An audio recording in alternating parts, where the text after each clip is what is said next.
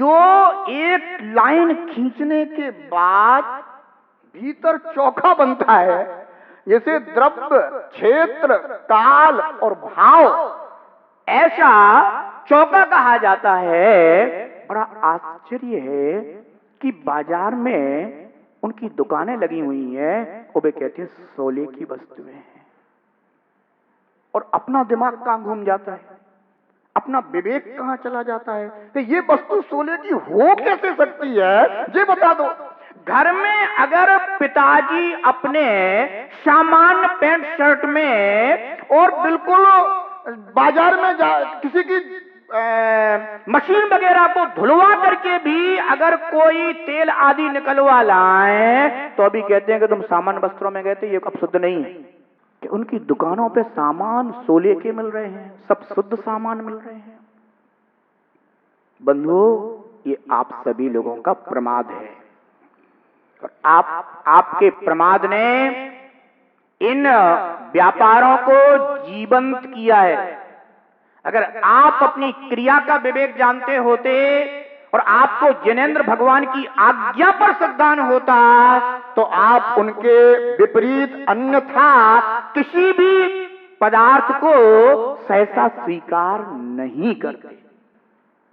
ध्यान रखना, आपको सिर्फ बता सकता हूं, पर समझ तो आपकी ही काम आएगी। जैसे टीचर स्कूल में बच्चों को पढ़ा देते हैं, पर परीक्षा के समय तो स्वयं का ही ज्ञान काम आता है। यही जीवन है। मोक्ष मार्ग में भी ध्यान रखना, आपका ही विवेक काम आएगा, कोई दूसरा वहां तुम्हारा साथ नहीं देगा। मैं तो इन सबसे भी कहता हूं कि मैंने तुम्हें जो दे दिया वो बस हो गया। अब आपको ही अपने विवेक से अपना मार्ग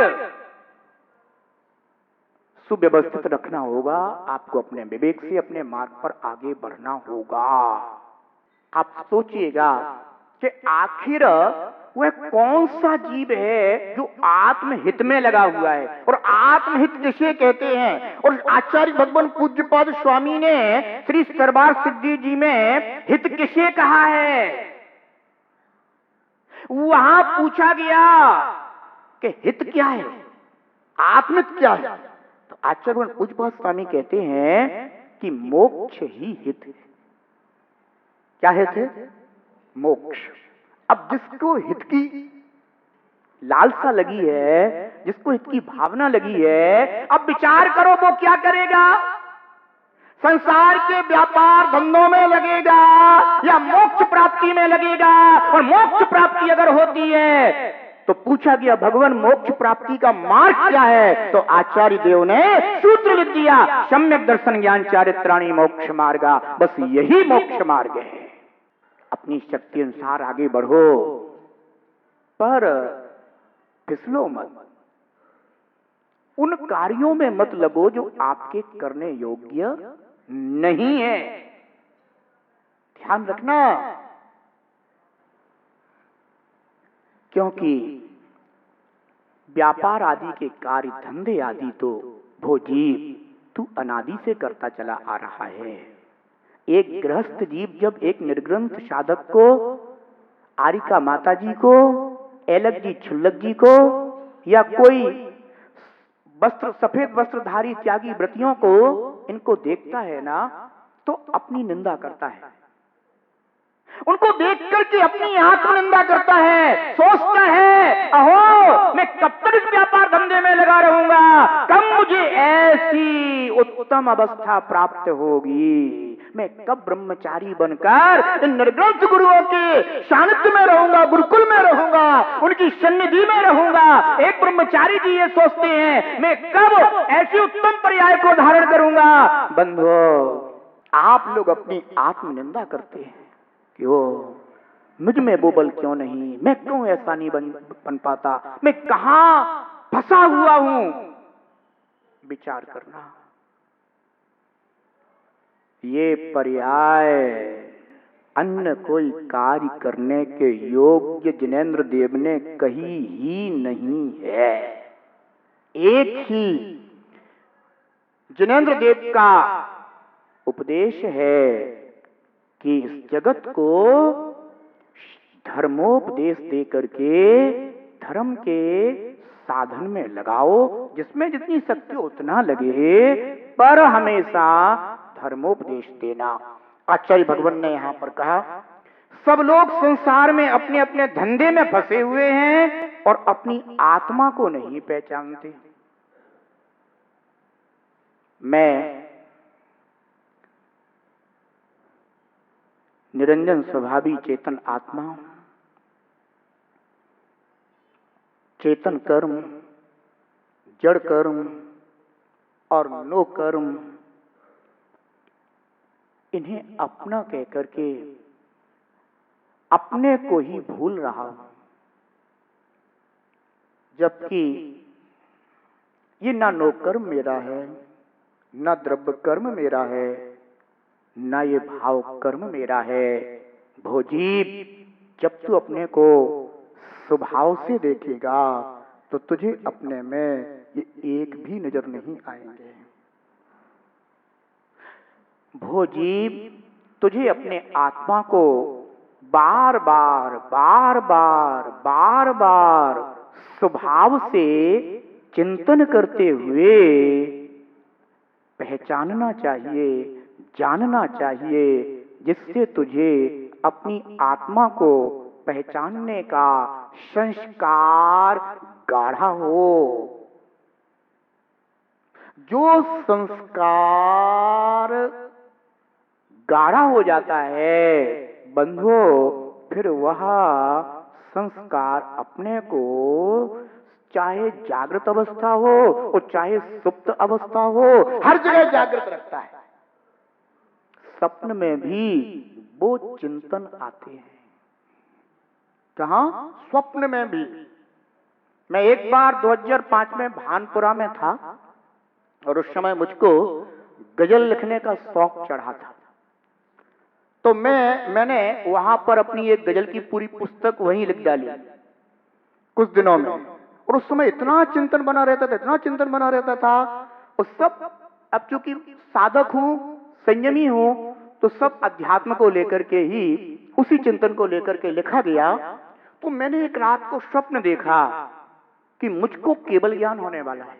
अब मैं स्वप्न में अपने को निर्ग्रंथ मुनराज देख रहा हूं और मैं रास्ते में चला जा रहा हूं और मन में विचार करता जा रहा हूं कि मुझको केवल ज्ञान होने वाला है, तो अब मुझे एक शिला पर बैठना चाहिए, क्योंकि मैं चल रहा था। तो मैं एक शिला पर जाकर के बैठ गया। शिला पर जाकर के बैठने के बाद मैं ध्यानस्थ हुआ और इतने में हमारे कमरे में हमारे एक क्षुल्लक जी रुके हुए थे। क्षुल्लक जी ने मन में विचार किया कि इतना सर्दी का समय हो गया है और महाराज श्री ऐसे ही लेटे हुए हैं। उनने अपनी चटाई उठाई और हमारे ऊपर डाल दी, हमारी नींद खुल गई, हमारा केवल ज्ञान रह गया। अब हम, जैसे मेरी निद्रा टूटी और मुझे वो पूरा का पूरा ख्याल में आने लगा। अब मैं बैठ गया, अब मैं बैठा रहा, मैं उसी को बार बार स्मरण करने लगा, क्योंकि उसमें इतना आनंद आ रहा था मुझे, तो मैं उसी को स्मरण करता रहा। क्षुल्लक जी को ऐसा लगा कि पता नहीं मेरे से क्या गलती हो गई। अब वो भी बैठ गए और कहने लगे मुझे क्षमा कर दो, मुझे क्षमा कर दो, मुझे क्षमा कर दो। वृद्ध थे वो। हमने कहा क्षमा कर दो, हमारा तो केवल ज्ञान छूट गया, तुम्हारे क्षमा करने से क्या हो जाएगा। मैंने सोचा, अरे भाई कोई बात नहीं, पंचम काल में केवल ज्ञान नहीं होता, तो मुझे सोते सोते में भी कुछ तो अनुभव हो कि आखिर क्या होता है। पर मैंने उस दिन विचार किया कि पंचम काल में केवल ज्ञान नहीं होता तो सुप्त अवस्था में भी नहीं हो सकता। पर इतना जरूर है कि भोजीव, तेरा उपयोग जिस ओर रहेगा, तेरा चिंतन जिस ओर रहेगा, जागृत और सुप्त अवस्था में, बस वही तेरे उपयोग में आएगा। जानते हो इस घर का, परिवार का, व्यापार का त्याग क्यों किया? क्योंकि उन्हीं के संस्कार आगे बढ़ते हैं। वही बातें याद में आती हैं, पर वो चिंतन में आती हैं। अपन ना भी करो तो भी शुरू हो जाती है। इसलिए बंधुओं, एक निर्ग्रंथ संत, निर्ग्रंथ वीतरागी योगी इन सबका परित्याग करता हुआ अपने उपयोग को संभालने में लगा रहता है। और जिसने उपयोग को संभाल लिया, समझ लेना कि उसने साधना कर ली है, वही सच्चा साधक है। सबसे बड़ी गड़बड़ कहाँ है जीव के साथ, कि ये जीव सत्य को तो समझ लेता है पर भूल को भूल नहीं समझ पाता, इसलिए भूल नहीं छूट पाती और सत्य भी को भी जो है ना वह समझ जाने के कारण ये सोचता है कि मैं सत्य को उपलब्ध हो गया हूं, पर जब तक देखो अंधेरा नहीं गया है तब तक ये बात तो सत्य के प्रकाश नहीं आया है ना। और अगर प्रकाश आ जाएगा तो अंधेरे की सत्ता वहां ठहर नहीं सकती बंधुओं। इसलिए आप सभी गृहस्थ श्रावक हैं। श्री योग सार जी जैसा महान ग्रंथ आचार्य भगवान ने प्रमुखता से तो हम जैसे निर्ग्रंथ मुनराजों के लिए कहा है कि भो योगी तुम धंधे में मत लग जाना, तुम तो अपने आत्महित के कार्य में ही लगना। पर उसके साथ साथ गौण रूप से आप लोगों की भी चर्चा है, क्योंकि भगवान का उपदेश कोई एक के लिए नहीं है, भगवान का उपदेश तो प्रत्येक के लिए है। इसलिए व्यापार तो तुम्हारा नहीं छूटेगा, पर हां व्यापार की आसक्ति छोड़िए। अपनी उम्र का, आयु का आप थोड़ा सा विचार कीजिए कि और कितना शेष जीवन बचा है, इस शेष जीवन में हम और क्या क्या कार्य कर सकते हैं। बंधुओं, जैसे मान लीजिए किसी की उम्र 60 वर्ष की हो गई है, ठीक है ना, अब समझ लो कि 10 साल और 15 साल और है। अब ये लगा लो कि 15 साल में आपके पास अभी अपने घर गृहस्थी के कार्य कौन कौन से हैं, उनका हिसाब लगा लो, ठीक है ना। तुम ये पाओगे कि अरे रे इतने सारे कार्य पड़े हुए हैं और मात्र इतना सा समय बचा हुआ है। और फिर मेरी बात को ख्याल में ले लो कि तुम अपना आत्मित कब करोगे, हैं?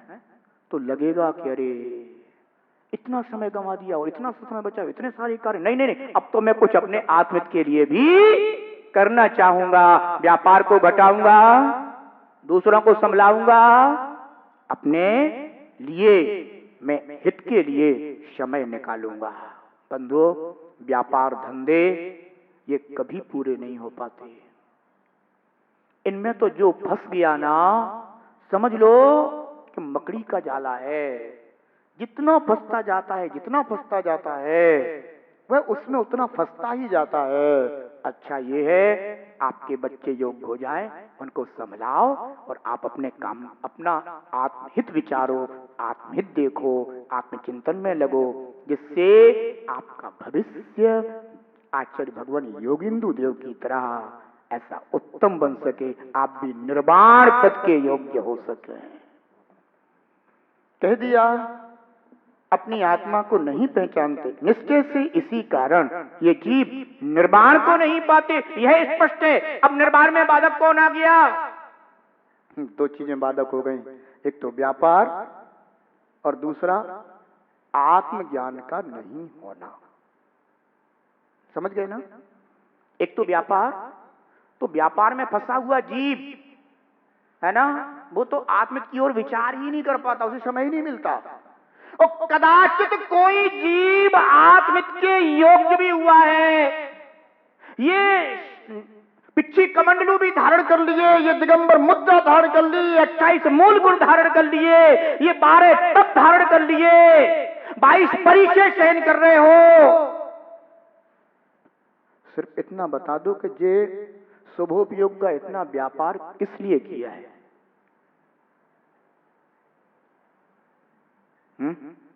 ये भी व्यापार है, पर ये व्यापार जिनेंद्रियों ने कहा है कि चलेगा। पर इस व्यापार से तुम वो मुनाफा लो जो लेना है, जो जिनेंद्रियों कहना चाहते हैं। वो मुनाफा ले लोगे तो तुम्हारा यह शुभोपयोग जन्य व्यापार भी सफल हो जाएगा। और अगर तुमने केवल ये सोच लिया कि मिल गए पीछे कमंडलू, बन गए हम मुनराज, अब तो हमारा मोक्ष पक्का है, तो समझना ऐसे फोकट के लोग मोक्ष में नहीं पहुंचते हैं। वहां तो वो ही जाते हैं जो अपना आत्मज्ञान करके, अपने स्वरूप को पहचान कर और रत्नत्रयधारी होकर के अरहंत सिद्धता प्राप्त करते हैं। हे प्रभु, हे जिनेंद्र देव, आपका यह महान मार्ग महान जीवों के द्वारा सदा संरक्षित होता रहे और हमेशा श्रवण एवं श्रावक आपके मार्ग को जैसा है वैसा ही जानते, पहचानते और मानते हुए उसी मार्ग पर आगे बढ़े। आपका मार्ग निर्मल था, निर्मल है और निर्मल ही रहेगा। बंधुओं, इसी भावना के साथ कि सभी जीव धंधे के अंधेपन से मुक्त होंगे और परम वितराग निर्ग्रंथ दशा का श्रद्धान करते हुए, ज्ञान करते हुए और जो उसके योग्य वे उसका अनुभव करते हुए अपने मोक्ष मार्ग को सफल करेंगे। इसी भावना के साथ अपने अपने धंधे हैं, धंधे क्या सब फंदे हैं, अपने अपने धंधे हैं, धंधे क्या सब फंदे हैं, स्वात्म की पहचान नहीं, धंधों में सब अंधे हैं, अंधे निश्चय से हो, अंधे निश्चय से निर्वाण न पाए रे, जीवन है पानी की बूंद कब मिट जाए रे, जीवन है पानी की बूंद कब मिट जाए रे, हानि अनहानि हो, हानि अनहानि कब क्या घट जाए रे, जीवन है पानी की बूंद कब मिट जाए रे, जीवन है पानी की बूंद कब मिट जाए रे, जीवन है पानी की बूंद कब मिट जाए रे। जब रे कजराट श्री शांतिनाथ भगवान की जय। जिनागम पंथ जयवंत हो।